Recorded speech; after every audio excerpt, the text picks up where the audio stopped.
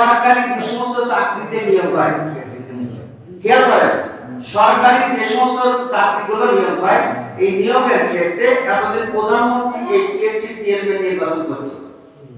প্রধানমন্ত্রী যাকে বলতো সে পিএসসি প্রধান হতো এবং উনি যাকে নিয়োগ দিত, সেই ক্ষেত্রে দেখা যেত যে সরকার দল যেহেতু প্রধানমন্ত্রী তার নিয়োগ দিচ্ছে, সে তো প্রধানমন্ত্রীর বাইরে কোনো কথাই বলবে না।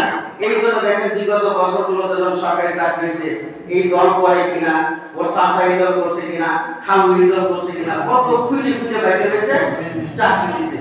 এতে অনেক যোগ্য মানুষ চাকরি পায় নাই, পাশাপাশি ঘুষ বাণিজ্য হয়েছে। এখন এই পিএসসিতে নির্বাচনের প্রধান যিনি, তার নিয়োগ দিতে গেলে speaker, chief whip, deputy speaker, সরকার দলের এবং বিরোধী দলের কয়েকজন লোক নিয়ে একটা সমন্বয় গঠন হবে, সেই কমিটি দ্বারা নিয়োগ প্রাপ্ত হবে পিএসসি প্রধান।